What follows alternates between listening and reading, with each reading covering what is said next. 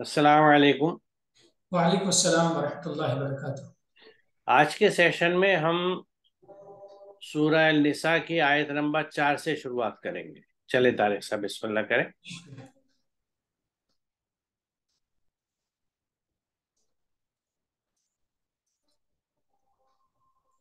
اعوذ باللہ من الشیطان الرجیم، بسم اللہ الرحمن الرحیم۔ وآتوا النساء صدقاتهن نحلة فإن طبن لكم عن شيء منه نفسا فكلوه هنيئا مريئا۔ ان عورتوں سے نکاح کرتے وقت ان کو مہر خوشی سے دے دو، پھر اگر وہ اس میں سے کچھ خوشدلی سے چھوڑ دیں تو مزید خوشگواری سے اسے تم لوگ استعمال کر لو۔ یہاں پہ اس آیت میں وضاحت ہے کہ جب نکاح ہوتا ہے ایک شوہر اور بیوی جب بنتے ہیں دو لوگ، تو اس میں مرد کی ذمہ داری ہے کہ وہ نکاح کے وقت میں مہر کی ادائیگی کرتے ہیں۔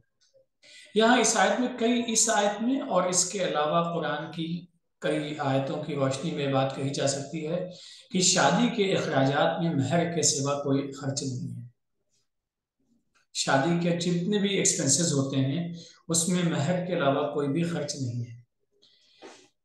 مزید اس کے علاوہ دوسری چیز یہ ہے کہ شادی کے بعد کی ذمہ داریاں جو بھی ہیں خرچ کی، وہ شوہر کے ذمہ ہیں۔ بما انفقتم ہے کہ اللہ تعالیٰ نے فضیلت دی ہے، بما انفقتم جب تم خرچ کرتے ہو۔ اب ان دونوں کے علاوہ شادیوں میں جو بھی اخراجات ہوتے ہیں اور ان اخراجات کی تکمیل میں ہم جس اعتبار سے بھی اپنے آپ کو شامل کرتے ہیں، یہ بہت ہی غور طلب مسئلہ ہے کہ ہم ان کاموں کو، ان خرچوں کو لیجٹمائز کرنے کی کوشش کرتے ہیں اپنے اعمال کے نتیجے میں، جن کی وجہ سے وہ لوگ جن تک ہم نہیں پہنچ سکتے ہیں، وہ لوگ جو محروم ہیں، جنہیں مدد نہیں مل سکتی ہے، خاص طور پہ ہم لڑکیوں کی بات کر رہے ہیں جن کی شادیوں کے مسئلے ہوتے ہیں، کہ وہاں پہ پھر وہ محرومی ذہنی طور پہ بہت ہی مایوسی کے شکار ہوتی ہیں، اور ان کی اس مایوسی کے شکار ہونے میں کہیں نہ کہیں رول ان افراد کا بھی شامل ہو جاتا ہے جو لوگ غیر ضروری طور پہ شادی کے اخراجات کو بڑھاتے ہیں، چاہے وہ کسی بھی اعتبار سے اس میں شامل ہو۔ تو اس آیت کی روشنی میں ذہن میں رکھنا چاہیے کہ ہمیں ایسی کوئی حرکت نہیں کرنی چاہیے اور سوائے مہر کے کسی بھی چیز کو نہیں شامل کرنا چاہیے، ورنہ اس سے ہم دیکھتے ہیں سماج میں بہت سارے مسائل پیدا ہوتے ہیں۔ اگر ہم کھلی آنکھوں سے دیکھتے ہیں، بہت ساری لڑکیاں ہیں جن کی زندگیاں تباہ ہو جاتی ہیں اور پریشانی کی زندگی گزارتی ہیں، شادیاں ہو بھی جاتی ہیں، اس کے بعد بھی زندگی ان کی عجیب رہتی ہے۔ دوسرا پہلو یہ ہے کہ اگر قبضہ ان کو مل گیا، انہوں نے لے لیا مہر عورتوں نے شادی کے وقت میں، اور اس کے بعد میں سے خوش دلی سے کچھ خرچ کرنا چاہیں کلی جزی طور پہ اپنے شوہر پہ، اپنے شوہر گھر پہ، تو اس میں کوئی قباحت نہیں ہے، لیکن بہرحال اونرشپ جب ہوگی تبھی وہ خرچ کرنا ان کے لیے ممکن ہوگا، لہٰذا بنیادی طور پہ ان کے ہاتھ میں دے دینا چاہیے، پھر اس کے بعد جس طرح سے اس کو استعمال کرنا چاہیں انہیں اس کی اجازت ہے، اس میں کوئی قباحت نہیں ہے۔ جی، یہاں بہت یہ اہم بات ہے کہ مہر کو جس انداز سے یہاں انٹروڈیوس کیا گیا ہے سورہ نساء میں، یہ بہت اہم چیز ہے، کیونکہ اس میں ایمفیسس اس چیز کے اوپر ہے کہ ان کو مہر خوشی سے دو۔ تو جب خوشی سے دو تو خوشی سے طے بھی کرو۔ تو مہر کے مسئلے جب ہوں اور مہر کا ایک اماؤنٹ طے ہو جائے تو وہ لڑکی کو خوشی کے ساتھ دے دینا چاہیے۔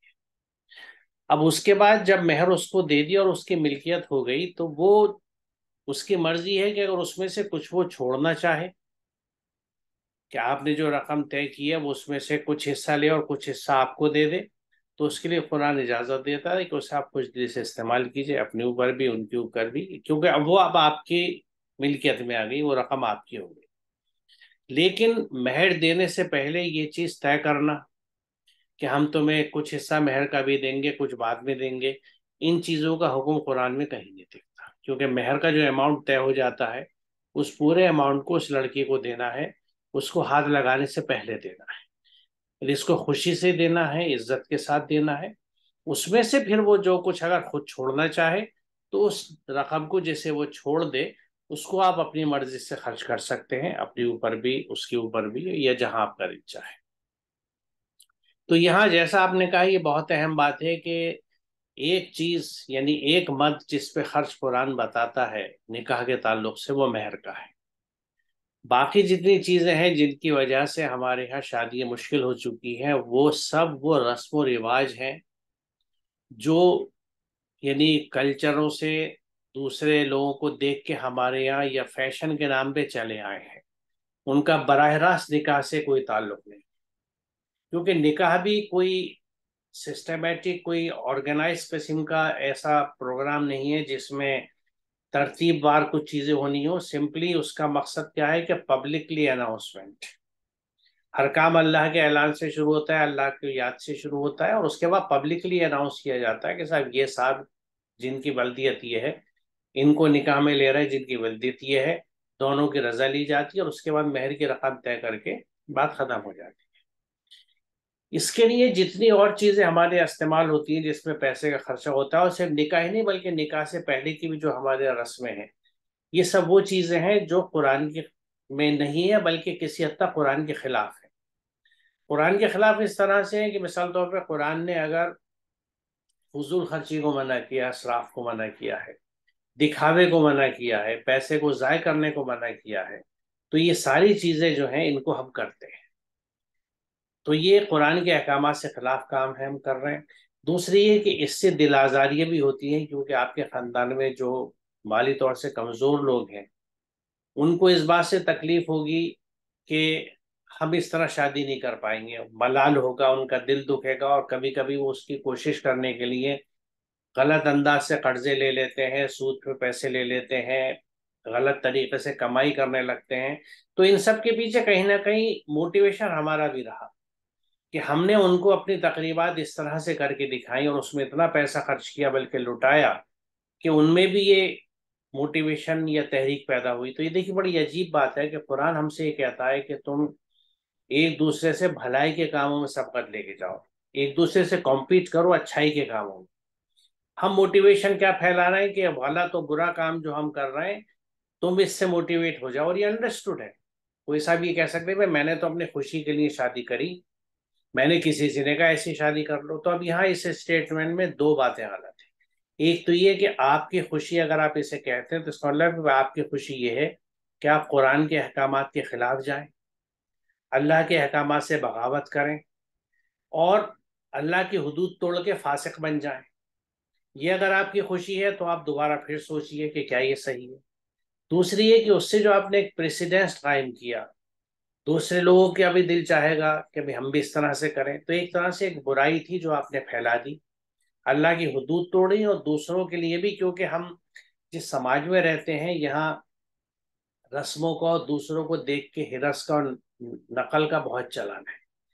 اس کی وجہ یہ ہے کہ چونکہ اکثریت قرآن کو نہیں جانتی، اس لیے ان کے فکر، ان کا کردار، ان کا ذہن قرآنی نہیں ہے.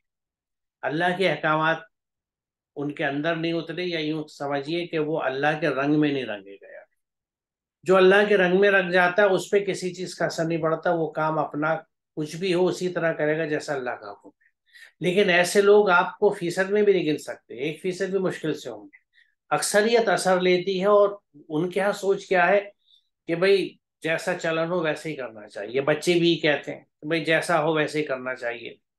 تو یہ سب چیزیں ہیں جس کو ہمیں سمجھنا چاہیے کہ قرآن جس چیز کا حکم دیتا ہے. بڑی مزے کی بات یہ میری آنکھوں دیکھی باتیں ہیں کہ ہم شادی کی تیاریوں میں لاکھوں روپے خرچ کر لیں گے، لیکن اکثر میں نے دیکھا ہے کہ مہر کے ایشو پہ آپس میں بہت تو میں بھی ہوتی ہے، جھگڑی بھی ہوتی ہے.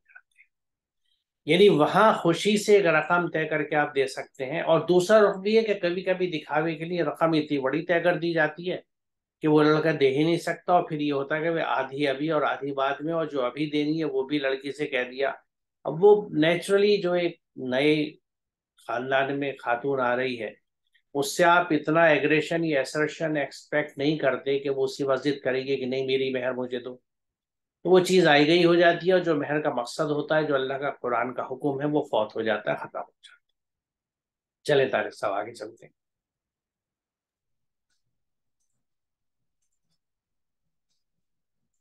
ولا تؤتوا السفهاء أموالكم التي جعل الله لكم قياما وارزقوهم فيها واكسوهم وقولوا لهم قولا معروفا. اور نہ سمجھوں کو نہ دو اپنا مال جسے اللہ نے تمہارے لیے سہارا بنایا ہے، اور انہیں اس میں سے کھلاؤ اور انہیں پہناؤ اور ان سے پسندیدہ یعنی اللہ کی بات کہو. یہاں پہ دیکھیے اس آیت میں زندگی گزارنے کا سلیقہ بتایا گیا ہے، اور اس قسم کی یہ تنہا ایک اکلوتی آیت نہیں ہے. قرآن میں ایسی بہت ساری آیتیں ہیں جن کے بارے میں ایک عام قاری یہ تصور کرتا ہے کہ شاید اس قسم کی باتیں قرآن میں موجود ہیں یا نہیں ہیں، اسی لیے ہم قرآن کو اس طرح سمجھنے کی کوشش بھی کرتے ہیں۔ یہاں پہلی چیز یہ ہے کہ اللہ نے وہ مال جو تم کو دیا ہے اور تمہیں اسے تمہارا سہارا بنایا ہے۔ یہ بڑی عجیب سی بات لگتی ہے اگر کوئی الگ تصور کے ساتھ میں چیزوں کو دیکھتا ہے۔ مال اور سہارا، ظاہر سی بات ہے، مال ایک ذریعہ ہے، دار الاسباب میں سبب ہے، اس کو اختیار کرنا ضروری ہے اور اس کے ذریعے سے بہت سارے مسائل حل ہوتے ہیں۔ لیکن جو دوسری چیز ہے یہاں پہ کہ ناسمجھ لوگوں کو مال یوں ہی محض یوں ہی بس خوشی کی خاطر یا مذاق کی خاطر یا ایک وقتی کوئی دلاسے کی خاطر دینا مناسب نہیں ہے۔ مال کے خرچ کرنے میں بہت احتیاط کی ضرورت ہے تاکہ مال جن مقاصد کے لیے صحیح مقاصد کے لیے استعمال ہو سکتا ہے وہ مقصد فلفل ہونا چاہیے۔ تو گویا مقصد اور پرپس اس پہ نظر رہنی بہت ضروری ہے۔ لیکن مقصد اور پرپس پہ نظر رہنے کے ساتھ ساتھ میں یہ بھی خیال رکھنا چاہیے کہ جو نیڈی ہیں، عقل مند نہیں بھی ہیں، انہیں ہم مال دے نہیں سکتے ہیں، اونرشپ میں ان کی نہیں دے سکتے ہیں، ایک کم از کم جو ان کو کھلانا چاہیے، ان کو پلانا چاہیے، ان کی غذا، ان کے رہائش، ان کی تمام چیزیں، ان میں جتنا بھی ہم کنٹریبیوٹ کر سکتے ہیں وہ ہمیں کرنا چاہیے۔ تو یہ تین بڑی بنیادی باتیں یکجا کر دی گئی ہیں، اور ساتھ ہی ساتھ میں آخر میں کنکلوڈ اس طرح سے کیا گیا ہے کہ جب ہم کسی کے ساتھ اچھا سلوک کرتے ہیں تو ہمیں ایک اندر سے ایسا محسوس ہوتا ہے، اپر ہینڈ کا احساس محسوس ہوتا ہے کہ ہم نے بڑا اچھا کیا اس کے ساتھ میں، اور عام زبان میں کہتے ہیں ہمارے لیے یہ ہمیشہ احسان میں رہے گا، چلو اس کے ساتھ کچھ اچھا سلوک کر دیتے ہیں، یا ہم کسی کے ساتھ اچھا سلوک کرتے ہیں، اس نے ایسا کیا تو ہمیں، یعنی ادلے بدلے والی کیفیت ہوتی ہے۔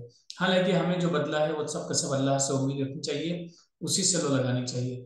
لہٰذا کسی شخص سے اچھا سلوک کیا ہے، وہ ناسمجھ بھی ہے، پھر بھی ہم نے اچھا سلوک کیا، اس کے نام نفقے کا، رہن سہن کا انتظام کیا ہے، تو اس سے گفتگو جب بھی ہم کریں بڑی اچھی گفتگو کرنی چاہیے، اچھائی کی باتیں کرنی چاہیے، کبھی کسی چیز میں جتلانا نہیں چاہیے، اور ہمیشہ بہتر بات کرنی چاہیے۔ اور بہتر بات میں دو پہلو، ایک تو یہ کہ جتلانے والی بات نہیں ہونی چاہیے، دوسرا پہلو یہ ہے کہ جو اچھی باتیں ہیں وہ اس کو بتانی چاہیے تاکہ وہ بھی اپنی زندگی اچھائیوں کے ساتھ میں گزارتا رہے۔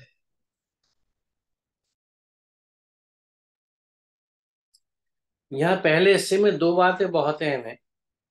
ایک تو یہ ایک جرنل پرنسپل آف گائیڈنس ہمارے لیے ہے، سب کے لیے ہے، کہ نہ سمجھو کو اپنا مال مت دو۔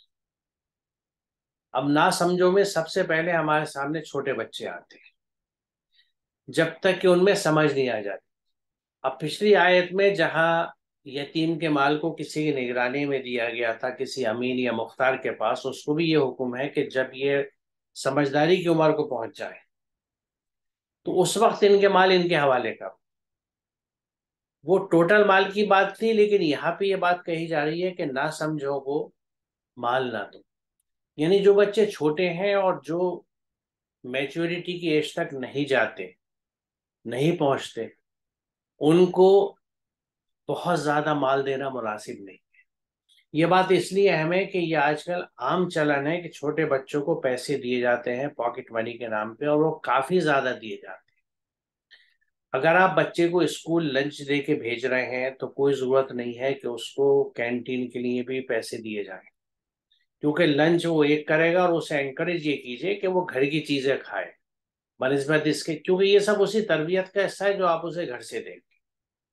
ہو سکتا ہے اس میں اسے ڈسکمفرٹ فیل ہو تھوڑا سا، کیونکہ ہو سکتا ہے اس کے کلاس میں میجورٹی ایسے بچوں کی جو کینٹین سے لے کے کھاتے ہیں۔ تو آپ اس بچے کو بہت اچھے طریقے سے یہ سمجھائیے کہ ہم تو تمہارے لیے اچھا بنا کے دیتے ہیں۔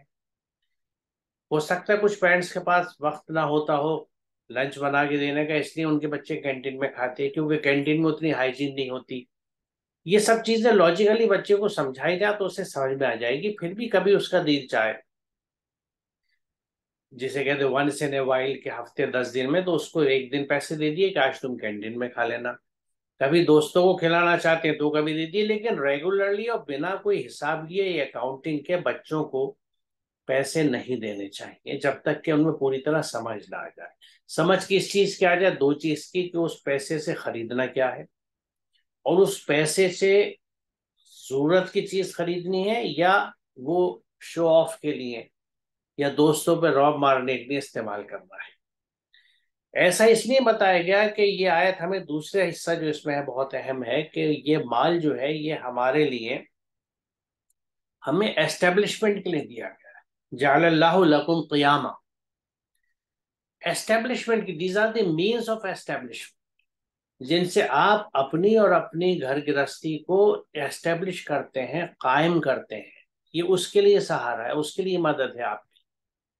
اور یہی چیز وہاں قرآن میں دوسری جگہ پہ کہی گئی ہے کہ الرجال قوامون علی النساء، کہ مرد جو ہے ان کو ایسٹیبلشمنٹ کی ذمہ داری دی گئی ہے، اور یہ انہیں فضیلت ہے عورتوں کے اوپر، کیونکہ بائی اینڈ لارج گھر گرہستی کی ذمہ داری اور اس کا ایسٹیبلشمنٹ مرد کو دیا گیا ہے. تو یہ ایک ذمہ داری ہے جو مرد کو اللہ تعالیٰ نے دی ہے. یہ کوئی اور ڈسٹنکشن نہیں ہے اس کا کہیں.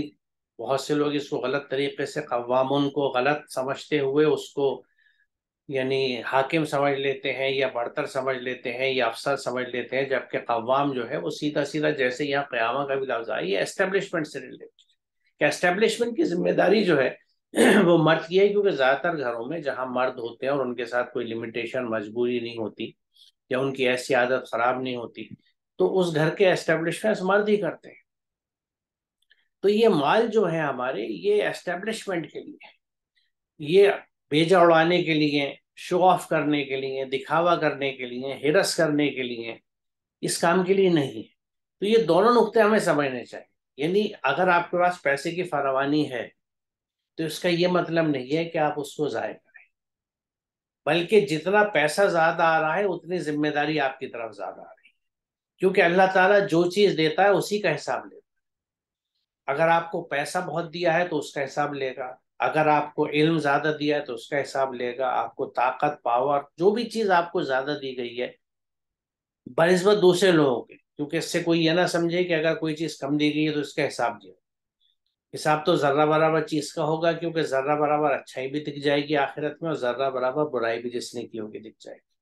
تو اکاؤنٹیبلٹی تو ہر چیز کی ہے. چھوٹے سے، جیسے آپ اکاؤنٹنگ میں اگر دیکھیں تو یعنی اب استعمال کہیں نہیں ہوتا ہوگا 10 پیسے یا 5 پیسے کا، لیکن اکاؤنٹنگ میں اگر 10 یا 5 پیسے کا بھی ڈفرینس ہے تو آپ پہ لائبلٹی کھڑی ہوتی ہے، کہ آپ کی جواب دہی ہے کہ یہ کہاں گئے. تو جب انسان ایسی لائبلٹی اور جواب دہی طے کر لیتا ہے تو اللہ تعالیٰ کا کیا حالت ہوتی. تو اس لیے جو ذمہ داری ہے اس مال کی، اس کے تحت اس کو خرچ کیا جائے، اس کی اہمیت کو سمجھتے ہوئے. اور ساتھ ہی اس سے، اب اس سے اگلے سے میں کہا گیا ہے کہ اس میں سے کھلاؤ اور انہیں پہناؤ اور ان سے پسندہ، یعنی معروف، یعنی جو نہ سمجھ ہے، بجائے اس کی کہ ان کو آپ پیسے دیں. قرآن کیا سمجھا رہا ہے آپ کو؟ بڑی پتی کی بات ہے کہ اس پیسے میں سے ان کو کھلاؤ، ان کو پہناؤ، اور ان کو اچھی بات کرو. اب یہ اچھی بات کے بھی دو پہلو ہیں، کیونکہ یہ بات جو ہے یہ اپنے یعنی فیملی ممبرس پہ بھی لاگو ہوتی ہے، گھر والوں پہ بھی لاگو ہوتی ہے، اور باہر کے لوگوں پہ بھی لاگو ہوتی ہے. باہر کے لوگوں پہ لاگو ہونے کی بات میں اس طرح سے چلوں گا، اگر پھر آیت کے شروع سے چلیں کہ نہ سمجھو کو مال نہ دو، تو جو چھوٹے بچے کبھی آپ کے پاس سائل کی حیثیت سے مانگنے آ جائیں تو آپ کو انہیں پیسے نہیں دینے، آپ کو انہیں اس وقت کی ان کی ضرورت پوری کرنی ہے. اگر وہ بھوکے ہیں تو انہیں کھانا کھلا دیجیے، ان کے جسم پہ کپڑے نظر نہیں آ رہے اور آپ ارینج کر سکے تو ان کے لیے کپڑا ارینج کر دیجیے. لیکن آپ یہ نہیں کہیں گے کہ 200 روپے رکھو اور ایک شرٹ لے لینا، کیونکہ پھر ان بچوں کی چونکہ سمجھ بوجھ نہیں ہوتی اور وہ نہ سمجھے، ان کی پرائرٹیز الگ ہوتی ہے. ہو سکتا ہے اتنے پیسے دے کے دوسرے بچے اسے لالچ دے لیں اور اس کو ڈرگس میں لے جائیں، اس سے اسے نشے کی چیز دے دیں اور کہے دیکھو اسے تم پی کے دیکھو کیا مزے آئیں گے، جنت کے مزے کرو گے، سرور آ جائے گا، 10 باتیں کر کے. تو یہاں باہر کے معاملے میں بھی ہمیں دھیان رکھنا ہے کہ چھوٹے بچوں کو ہمیں یعنی یہ نہ سمجھے کہ ان کو پیسے دے کے ہم ان کے ساتھ ہمدردی کر رہے ہیں، بلکہ اگر آپ صحیح معنوں میں اس کا بھلا کرنا چاہتے ہیں تو آپ اس سے پوچھیے کہ وہ کہاں رہتا ہے، اور کوشش یہ کریے کہ اس کے لیے صرف یہ نہیں کہ کھانے کپڑے کا، بلکہ اس کے لیے پڑھائی کا بھی انتظام کیجیے اگر آپ لوکیٹ کر سکیں. کیونکہ آس پاس میں دیکھیے، اگر جو مافیا اور گینگس چلتے ہیں مانگنے والوں کے، جس میں دور دور سے لوگ آتے ہیں، اگر ایسا کیس نہیں ہے تو عموماً علاقے کے اور آس پاس کے بچے اور بڑے ہی لوگوں سے سوال کرتے ہیں، سامنے آتے ہیں. تو اگر آس پاس کے کسی جھوپڑ پٹی کا بچہ ہے تو آپ اگر وقت نکال سکے اتنا، اور یہ بڑا اہم کام ہوگا اگر ہم کریں، کہ ان کو لوکیٹ کر لیں، ان کے گھر کو دیکھ لیں اور وہاں کچھ مدد ان کی کریں، ان کا کاروبار کھڑا کر دیں، اس بچے کی تعلیم کا انتظام کر دیں. تو یہ وہ صحیح طریقہ ہے جو نہ سمجھو کے ساتھ ہمیں کرنا ہے. ہم یہ بھی چاہتے ہیں کہ اللہ کے نام پہ کچھ دے دیں، کچھ صدقہ دیں، کار خیر کریں اور اچھائی بھی کر لیں، اور محنت سے بھی بچنا چاہتے ہیں، اس لیے بچے کو بھی پیسہ پکڑاتے ہیں۔